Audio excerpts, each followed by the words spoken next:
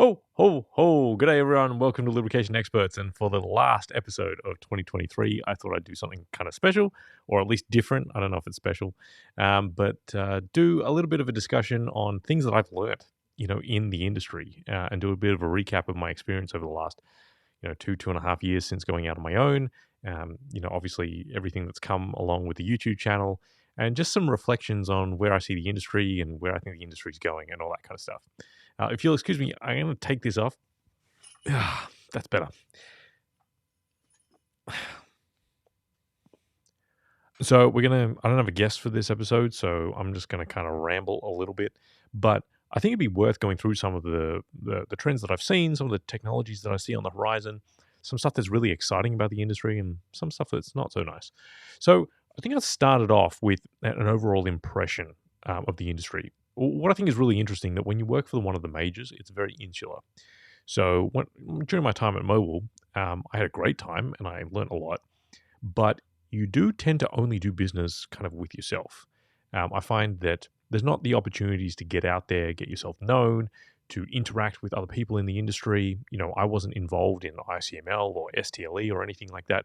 It's very much you're kind of focused on your own business, winning your own customers, and you don't really get a chance to interact with people from the likes of Shell or Amsoil or Kluber.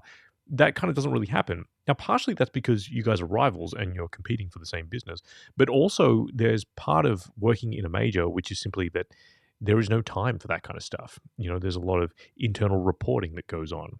It's the nature of a big business, right? And so that's one of the things I've really appreciated about being able to get out there on my own, is to be able to experience it, meet new people, and really find how many people are out there trying to make a difference in the industry. And that's been really cool to see. The other thing that I can say is that overwhelmingly, 99.9% of people that I meet in this industry are incredibly nice people. It's a sort of a terrible phrase, really, to say someone's nice. It seems so kind of bland. And the word is, if you look into the history of the word, it's kind of lost all its meaning and it's been sort of starched of its value. But I really mean it. These people are just kind. They're generous with their time. They're generous with their ideas. I've found that the vast majority of people are willing to share both technical and commercial knowledge, and be really open about it. And that, I think, is a really exciting prospect, because it does give me hope that the industry can move forward a little bit. Now, the flip side of that is there is a small amount, and I've got to stress it is a very, very small amount, of ruthless competition out there. Now, we are all competing in some senses, right? For people's attention, for people's dollars, for customers and all that kind of thing.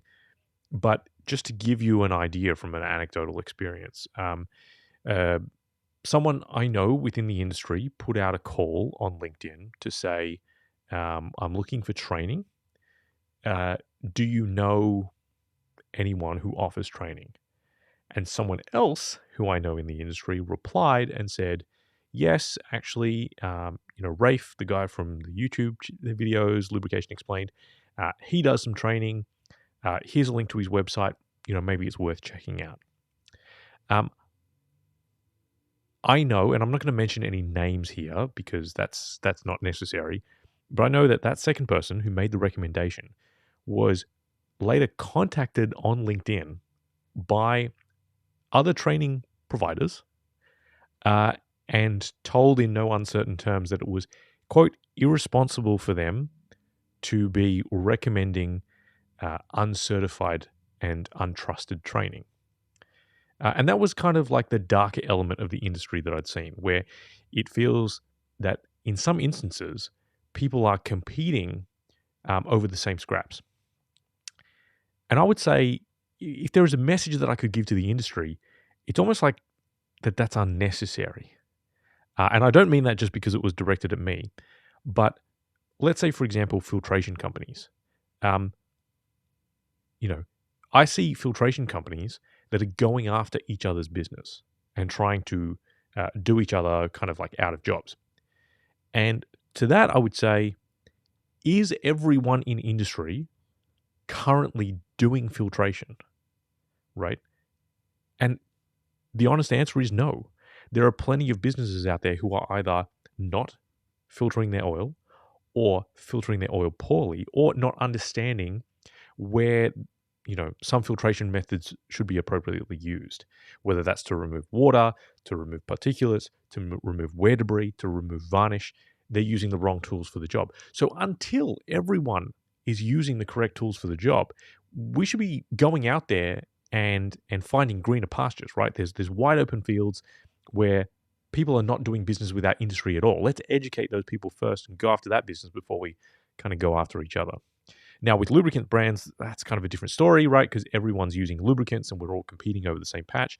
So that, I think, there are some differences. But when it comes to things like training, when it comes to services, when it comes to filtration, when it comes to condition monitoring, I think realistically, we should be trying to educate the industry and get more people, using our services and using our technology, as opposed to trying to compete over, with competitors. Now, having said that, the ruthless and competitive streak in the industry, I think, happens in very, very my experience of it, at least, has been very limited. And on the whole, I would say my experience so far has been that people have been very warm, very welcoming, and very willing to share their information, which is fantastic to see, right? Because we need that education piece. We need everyone to sort of upskill. One thing I would say, though, and this is just an observation as someone who has kind of been, I guess, in the industry for a little bit now, I think we have maybe made our industry way too complex. And I mean that in all senses of the word. When you look at training, for example, there's a million different providers out there.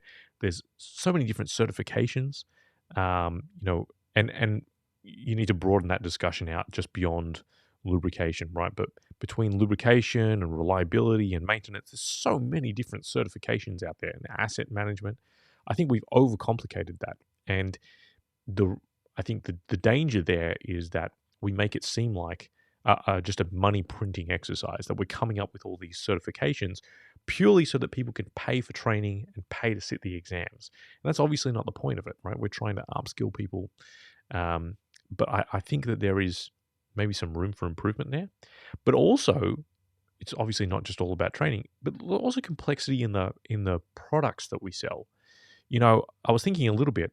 I've been putting together this tool to help compare different types of lubricants, and as a result, I've been looking through the complete industrial product lines for a handful of businesses. So, the majors as well as some minor players as well, and not to pick on anyone in particular, but if you take someone like the Fuchs product line, right, there are hundreds and hundreds of different products within their product line, covering every different type of compressor oil, gear oils, whether it's food safe, whether it's biodegradable, whether it's ester based, whether it's polyalkylene glycols, mineral oils.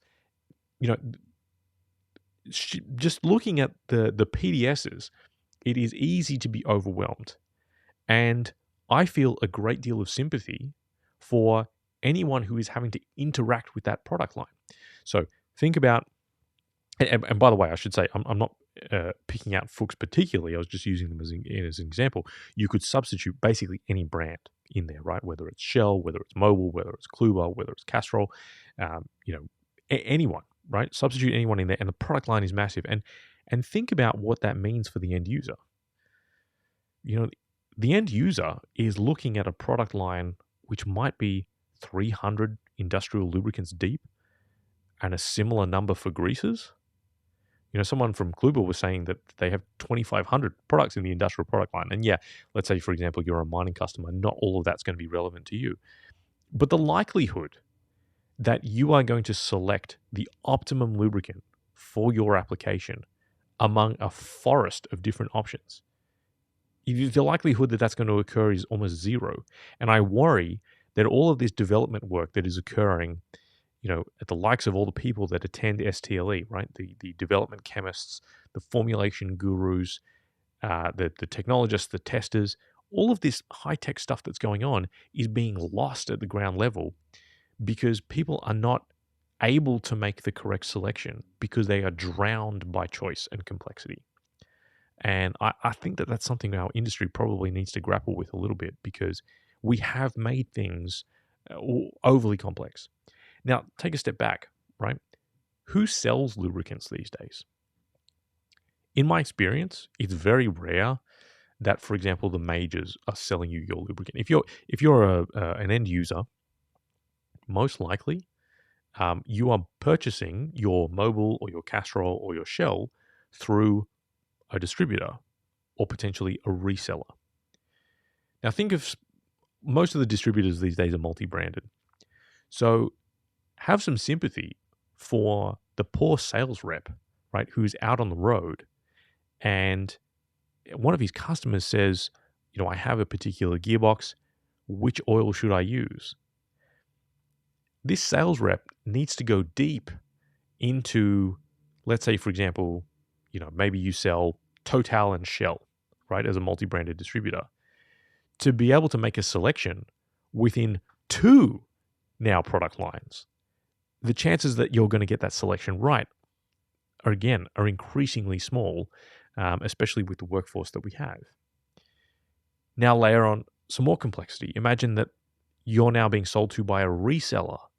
That reseller is not just selling a couple of different brands of lubricants. They're also selling filtration equipment. They're selling bearings. They're selling seals, right? Now you start to see how it's nigh on impossible for these people to make a correct selection. And that complexity, I think, is worrying. And that's one of the major things. I've got some ideas on how to solve it. I'm not entirely sure whether they're sort of cogent. I'm still kind of playing around with these ideas in my head. But, if you have any ideas, please put them in the comment section below. Not only that, but we also have complexity in the development stage. Something I'm finding, as I start to do a little bit of development work with some businesses or some clients of mine at least, is that we have so many test criteria. And in some instances, there is broad agreement across the industry that some of these test criteria are unnecessary or even ill-advised. A great example of this would be the 4-ball wear and weld test. Right? Almost everyone I talk to universally says this test is really designed for development purposes. Right? It gives you an indication of the EP performance of, let's say, for example, a gear oil. However, it's such an extreme scenario that you never see it in the real world. And that makes sense, right? For anyone who's unfamiliar with the 4-ball test, think of 3 balls arranged in a triangle, right? And then you drop a 4th ball in the center of those. So now you're forming kind of like a pyramid, a triangular pyramid. And you press a load down it and spin that top ball, right? And eventually, right, because of the boundary lubrication condition, it's going to weld together. Now, the reason why it's such an extreme scenario is because all of the loads are point loads, right? So how does a sphere touch another sphere? Theoretically, it's at an infinitesimally small point, right? And so it is the most extreme kind of contact scenario that you can come up with. And the reality is, when do you see that in the real world in machinery?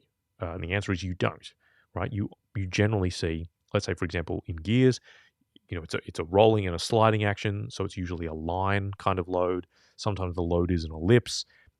We know that there's a certain amount of deformation that occurs. Probably the closest that we get is in rolling element bearings, right? That's probably the closest if you have a ball bearing, but even then, it's a ball contacting a race, so it's not a perfect point load in the same way that 2 spheres are, right? So we're using this test that we know is good for development purposes, but now all the OEMs are using this test criteria and saying, your 4-ball test must pass, some number, some arbitrary number.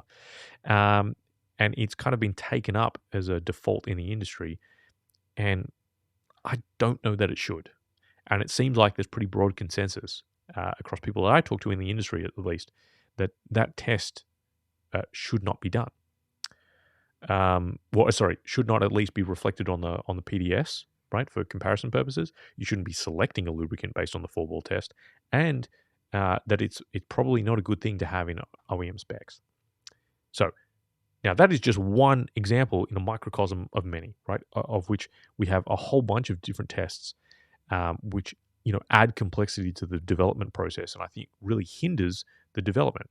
And what is the result of that? What's the negative result of that? I think you're seeing a lot of consolidation.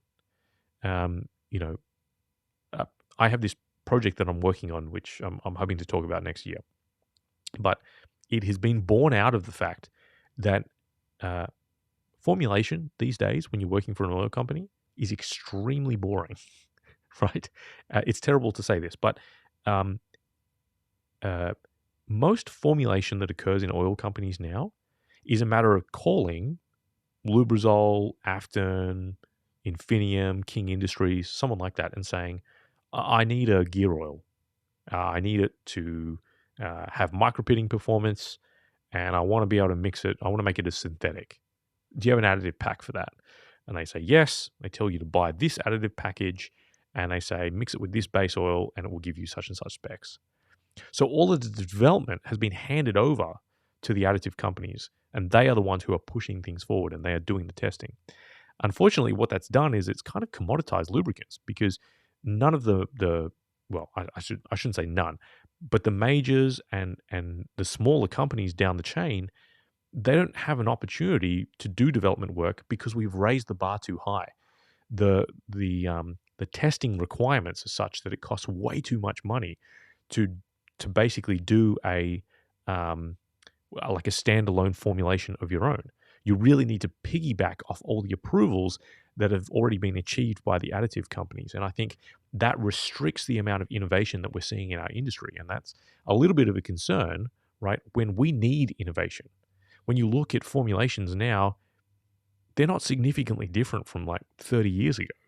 So where are we kind of pushing the boundaries? And it gets harder and harder to do, at least in my opinion, when you have that consolidation.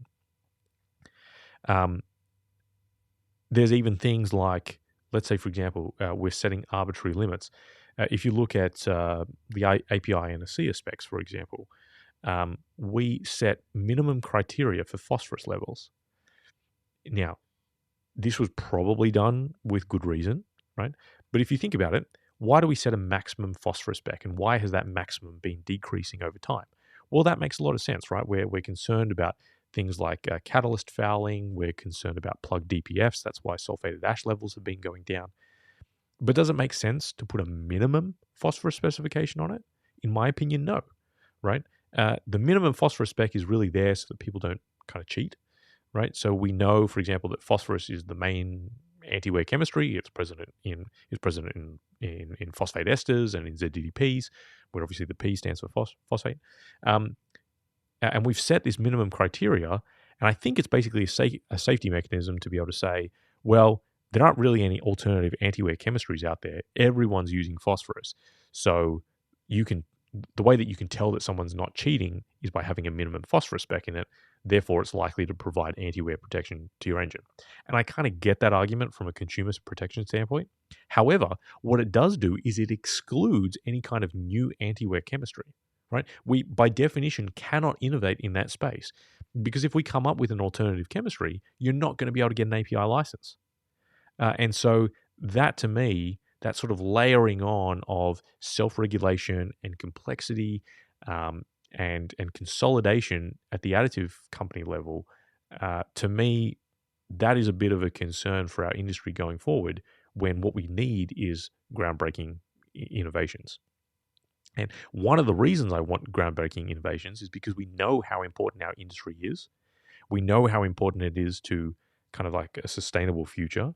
I know that we can kind of take our rightful place in that conversation, but unless we're doing exciting things on the technology side, we're not going to be part of it. We're going to get sort of shut out. So that's just some reflections from me. Take it or leave it with a grain of salt. However, here's where I'm optimistic about the future.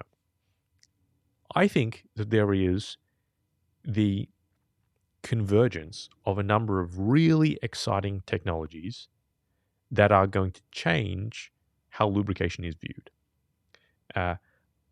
I'm in a very fortunate position where I've been doing this YouTube channel for long enough that rightly or wrongly, uh, people come to me with ideas, right? It's not necessarily that they're pitching startups or anything like that, but maybe they have a new technology and they want my advice on, how would you approach getting into the industry, or how would you approach marketing this, or what kind of market segment do you think that we should go for here? And so I'm lucky in that I get to see a range of different new technologies. And to be honest, you know, with all due respect, 95% of the technologies that come across my desk are kind of vaporware, right? It's either variations on things I've seen before or really cool technologies that cost way too much money. And so, if you could gold plate everything, or if palladium all of a sudden became a new additive, yeah, that's great, but no one's going to pay for it. But I think I've seen enough in that 5%, which are good ideas, that I think we're on the cusp of some really cool breakthroughs. There's some specific breakthroughs, which I'll talk about next year, but some of them are around new chemistries that are available, new base oils that are available, new polymers that are available, new filtration equipment that is available, and new condition monitoring equipment that is available. To me, as these technologies are starting to coalesce together, I think realistically we're going to be in a position where we are going to be able to effectively make industrial lubricants last forever. And that's a really exciting time. I actually think that requires a complete rethink on how we formulate lubricants, because if you believe that you can restore a lubricant to full health by using filtration, to me, then there are certain additives that you really shouldn't be using. And I'll talk about some of these ideas in sort of the future. But I think that confluence, the convergence of all these technologies over the next, let's say 5 years, 5, 6, 7 years, because obviously it takes a little while to commercialize them. But I think that offers a lot of promise. And what I was talking about earlier, with us taking kind of our place in that sustainable transition and becoming a key component of that, the convergence of these technologies makes me really excited. Finally, let's talk about the YouTube thing. This has been a really interesting journey. When I started YouTube a little while back, it wasn't for any particular reason, right? I had aspirations to kind of teach people about lubricants. And, with COVID, everyone was pivoting to online learning. One of the things that I discovered with online learning is, number one, most online learning is not very good, which sounds awful to say, but it's really not. And that's because it's not a skill that's been built up over many, many years. Classroom training, which I want to be clear, I still believe is the gold standard in training, right? If I could, I would train everyone in person, because I think that face-to-face interaction is something that you can't fully replace. But online training is something that people haven't been doing for very long, and so we're not very good at it. The other challenge with online training is it's very hard to get better, because you don't get that immediate feedback that you get from in-person training, right? So when I'm doing in-person training and I can see everyone's getting bored and they're starting to fall asleep, I know I've got to change something up. I've got to change my tone. I've got to vary something. I've got to take a break, something like that, right? But with online training, you don't get any of that feedback. And that makes it very difficult to improve. So I actually started YouTube as a way to improve my online teaching skills. Because the one thing that YouTube does very well is it gives you second-by-second analytics over people's attention. So every one of these videos, I get a retention graph, and it tells me when people's attention falls off. And the process of developing like a style of talking, the speed at which I go, the type of animations that I use, the speed of those animations, when I use them, all of that has been honed by my time on YouTube. And so that's been a real blessing, right? It's been giving me really good insight into what works and what doesn't. And hopefully that's reflected in the online training that I provide. But more than that, YouTube has been just a really cool way for me to meet people. It has opened up so many doors for me to be able to call people up within the industry and ask questions. Because, even though my business is called Lubrication Expert, that is not supposed to refer to me. That is supposed to be the journey to becoming a lubrication expert. And part of that is finding people who have expertise in specific fields and getting their input so that they can teach me and I can share that information with a wider audience. And that's especially why the podcast came about, right? Is to be able to find people who have very niche and specific expertise, because no one is truly a lubrication expert. It's impossible to be an expert in all fields of lubrication. And so to seek out these people who have expertise in these pockets has been one of the great joys of my life. I have loved every minute of it, which is a little strange because most of my friends would probably describe me as an introvert. It takes a lot of energy for me to kind of meet people. One of the great joys of me working on my own is that I don't have to talk to people on a regular basis, and when I do, it requires a lot of my energy, but I still enjoy it because like I said, to come full circle to what I was talking about at the start, everyone that I have met has been so generous with their time, with their attention, and with their knowledge. And so I've had a few people, reach out because they wanted to start a podcast or a YouTube channel. And I don't know, I get the sense that they're just being polite, but they've asked me if it's okay. And to that, yeah, absolutely. Like, this is not some kind of zero-sum game where if someone else has a YouTube channel that diminishes mine in any way. I want to encourage us to if anyone out there wants to try this, I would highly encourage it. And if you need any pointers or tips about how to go about it and how I got started, please reach out, because if there were more of us, I think it would be a good thing.